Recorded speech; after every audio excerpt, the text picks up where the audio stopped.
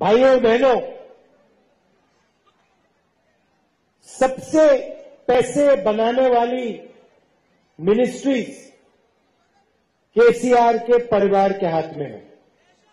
ఈ రోజు కేసీఆర్ గారి ప్రభుత్వంలో ఉన్నటువంటి మంత్రులు ఎక్కువ మొత్తాన్ని డబ్బులను పోగు చేసుకోవడానికి చేస్తున్నటువంటి వాళ్ళు కేసీఆర్ గారి మంత్రివర్గంలోనే ఉన్నారు। सबसे ज्यादा पैसा जमीन, शराब और रेत में बनाया जाता है। ఈ రాష్ట్రంలో భూ కుంభకోణం, లిక్కర్ మాఫియా, తద్వారా మైన్స్ ద్వారా సంపాదిస్తున్న డబ్బు ఈ రోజు కేసీఆర్ గారి మంత్రుల దగ్గర, శాసనసభ్యుల దగ్గర, స్థానిక శాసనసభ్యుల దగ్గర కూడా ఉందనేటువంటి విషయాన్ని గ్రహించమని చెప్తాం। ये तीनों की तीनों मंत्रालय केसीआर के परिवार के हाथ में है।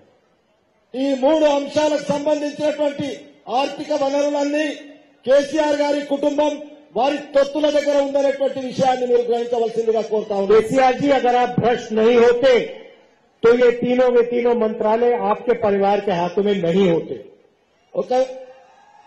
ఒకవేళ కేసీఆర్ గారి ప్రభుత్వంలో మూడు ఏదైతే మంత్రివర్గాలు ఉన్నాయో వారి కుటుంబం దగ్గరే ఉన్నాయి ఆదాయ వనరుల్ని, అందుకొరకే మనం గ్రహించవలసిందిగా మిమ్మల్ని కోరుతా ఉన్నా।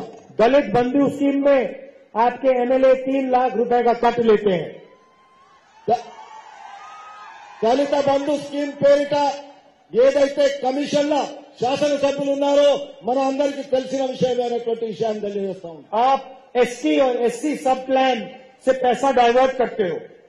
SC ST sub plan Congress ప్రభుత్వ హయాంలో ఉండే, కానీ ఈ రోజు దాని ద్వారా ఈ దళిత బంధువులు జరిపిస్తున్నారంటే 5,500 करोड़ रुपए आपने एससी सब प्लान से डाइवर्ट किया।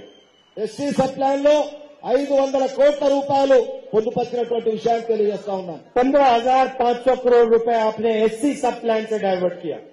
15,500 కోట్లు ఎస్సీ సబ్ ప్లాన్ లో పొందుపరిచామనేటువంటి విషయాన్ని తెలియజేస్తా ఉన్నాం। अब मैं भाइयों और बहनों आपको बताना चाहता हूं कि प्रजाला सरकार का क्या मतलब होता है।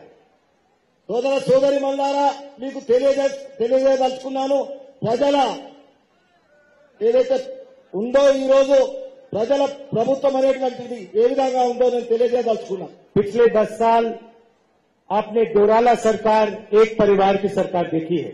ఇప్పుడు దొరల ప్రభుత్వం కేవలం ఒక కుటుంబం ద్వారానే నడుస్తా ఉంది।